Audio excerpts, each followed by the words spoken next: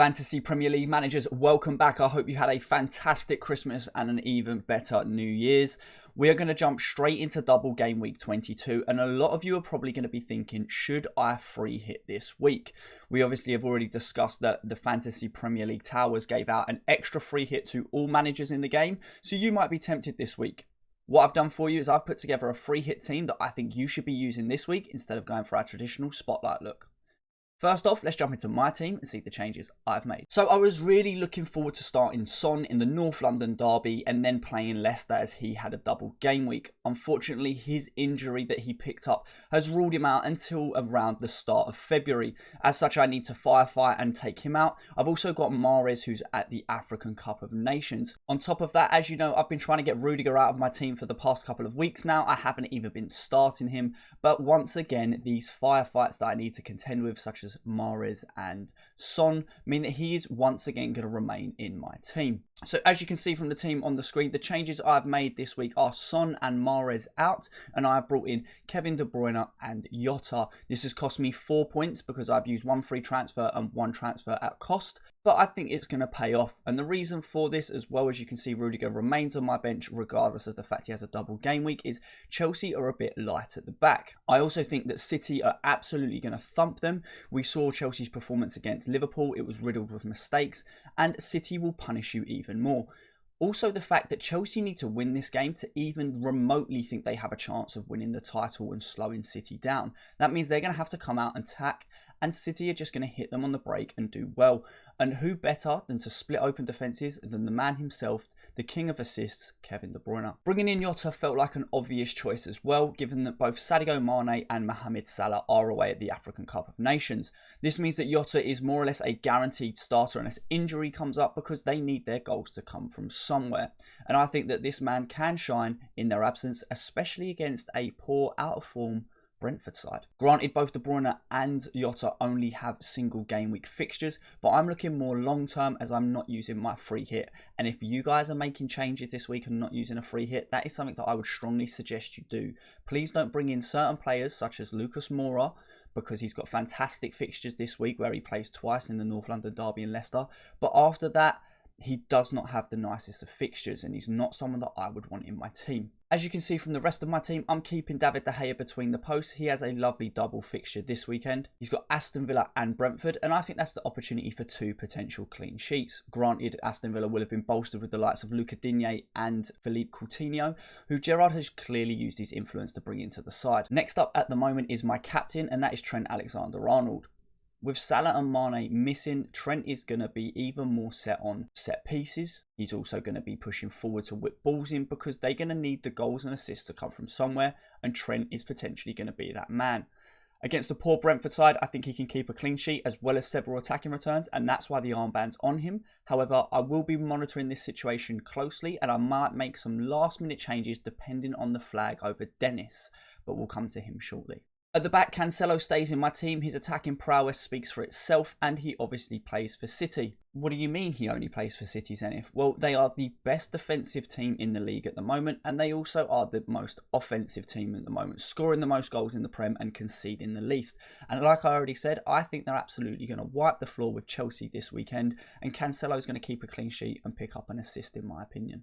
Next up, we've got a player who burned most of us with the last double game week that didn't turn out to be a double game week when Everton versus Leicester was cancelled, and that is Michail Keane. Now, they face bottom of the table Norwich. That's why Keane is starting over Rudiger. Rudiger has 2 games, but I do think that Lamptey is going to be able to get at Alonso in that Brighton-Chelsea fixture, and obviously I've already made my feelings clear on the City versus Chelsea game. As such, Keane's going to stay because Norwich are the worst performers when it comes to scoring goals in the Premier League this season, having only scored 8 goals in their last 20 games. That's not even 1 goal every 2 games.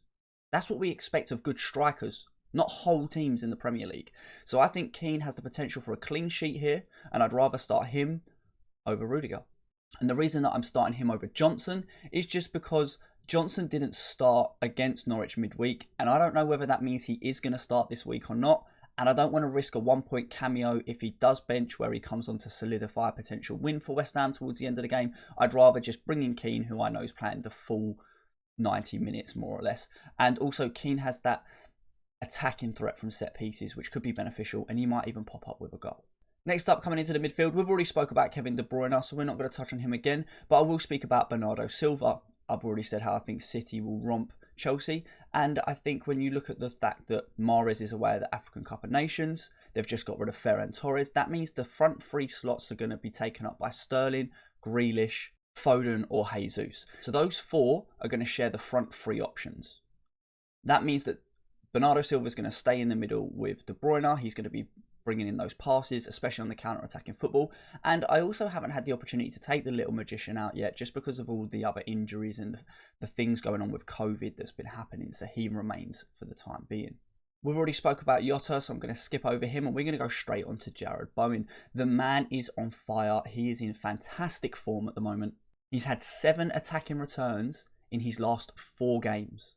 And he comes up against the Leeds side that, well, defensively are the 3rd worst team in the Premier League. So there's an opportunity for more goals here. Not just for Bowen, but for the man up top, Antonio, as well. A lot of people have been saying that he's out of form, but I genuinely would keep him at the moment if you have him in your team. People have been saying Antonio's out of form, but he has 3 attacking returns in his last 4 fixtures for West Ham. And it's also worth noting that in the next 5 games, he faces the 2nd, 3rd, 4th and 5th worst defences in the Premier League. So if he is going to re-find his form, it's going to be against these guys. Statistically, he should be scoring. Next up, we've got Damari Gray. Now, he's coming up against the Norwich side, who we've already established at bottom of the table. They're not doing very well, and they are the worst conceders. There's an opportunity for a clean sheet point for Damari Gray as he is a midfielder, but I also think that he's going to be pivotal to Everton's attack. There's also been rumours that Richarlison is returning as well. So with Richarlison and Calvert-Lewin up top, Gray's there for the assists. He's going to whip those balls in. He's going to be the playmaker in between. And I think that he could even come up with a goal against a poor Norwich side. He stays. Finally, we've got Dennis up top. Now, he plays 2 of the bottom 3 teams in the league. So he plays Newcastle and Burnley, who are 19th and 18th. And, well, what more could you want from a man? Because if you thought Bowen was on fire, so is this guy. He's got 5 goals in his last 7 fixtures. And let's have a look at the teams that he scored those against as well. United, Leicester, Chelsea, West Ham. He's doing the business against bigger teams. So why would you not want to keep him against these lower teams who are going to come out and play football because they need the points, they need to win games. And Watford have actually been pretty free scoring of late. I mean, you've got to admit that. They've been quite enjoyable to watch, even if they have got thumps at times. The only 2 fixtures that he has blanked in over the last couple of weeks were the Spurs game, where he only got a 45-minute run around, and current champions Manchester City. So if you guys like me aren't playing a free hit this week and you've got any questions, please leave them in the comments below. I'll do my best to respond to you before the deadline tomorrow. In fact, I promise I'll respond to you before the deadline tomorrow because I have notifications on for when someone comments on one of my videos. I'll give you my feedback and my opinions on what changes you should make to your team if you're stuck. So, free hitters, you want to know what team I've put together for you. I'm not going to lie.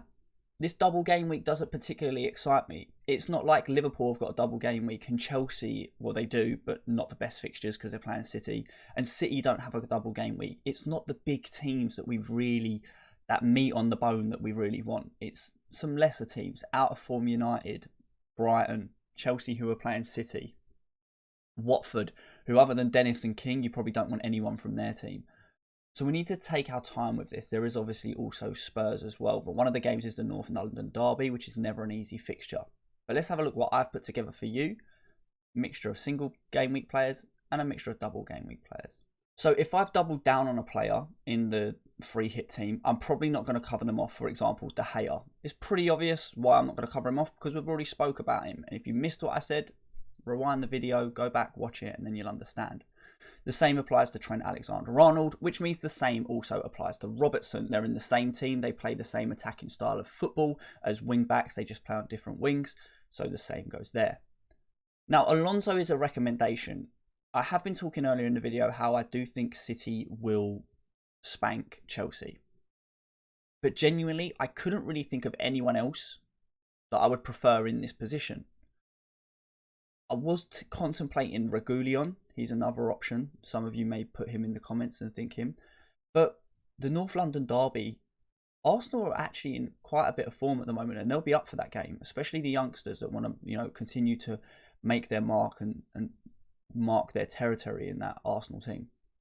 And then they've also got Leicester about 72 hours later, who have been pretty free scoring as well. So I don't necessarily know whether Spurs are going to be able to keep clean sheets in those games. That's why I've gone with Alonso. He is attacking, and if anyone does get something against City, I think it will probably come from an Alonso cross or an Alonso set piece. And if someone does score against Brighton, I think the same applies there. I also think that Alonso is the most nailed wing-backs when it comes to the Chelsea team. Reece James is still returning from the injury. Azpilicueta's had his own problems. He's not exactly as dominant going forward. So I think Alonso does start, and he is known for his attacking prowess. That's why we're really bringing him in. The middle three, we've already spoken about: Jota, Bowen and Gray. So let's focus on Maddison. The guy has 5 attacking returns in his last 3 fixtures. He had a hand in 3 of the 4 goals against Newcastle, and he was also involved in 2 of Leicester's 3 goals in the 9-goal thriller at the Etihad. Now, it's worth noting that Leicester's first fixture of the double game week is actually played earlier than Tottenham's, so they'll get an extra day rest before the Spurs game to come back a little bit fresher and be a bit more prepared. And also they play a bottom 3 side in Burnley. This is an opportunity for Maddison to continue scoring goals, and with no recognised striker fit for Leicester at the moment, they're going to be looking to this man to provide assists, if not get goals. He's obviously on set pieces as well, which makes him a fantastic option for assists and goals. It pretty much speaks for itself. Now, moving to the front line, we all know how much Harry Kane loves a North London derby, and then he does also have the poor defensive unit that is Leicester afterwards. We have spoke about the turnaround times, which won't be the best for Kane, but this man can score against anyone when he finds his form, and he is slowly starting to get there. He has 3 goals in his last 4 games, so he has been ticking over nicely, and he is even a potential captain option for this week as well. I've got the armband on Trent at the moment, but one of the forwards is where it should probably go. Speaking of forwards, Ronaldo. He has 3 attacking returns in his last 4 fixtures, and he's going to want to continue this form because he's probably getting fed up with United's form in general. I feel like I've said form loads, but he's probably really tired of their performances and their lack of results. And if anyone's going to drag this team up, it's going to be this man, in my opinion. I think this is an opportunity for him to get more goals. Villa are going to come out and play ball, especially with their new signings and the way Gelhardt is. And obviously they did just beat them in the FA Cup as well earlier in the week. The captaincy option, potentially that's down to you.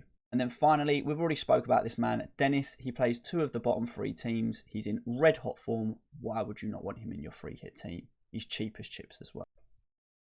Now, I will admit that this isn't exactly the cheapest team, which is where the bench comes into play here. All 3 players that I've recommended from the bench, if for whatever reason the starting 11 don't start, can come in and deputise and have relatively good fixtures. So we've got Moura, we've already discussed the North London derby, and Leicester afterwards, who will probably be more attacking than any other player, with the exception of Kane, given Son's injury, and he does seem to be a nailed winger under Antonio Conte for Spurs.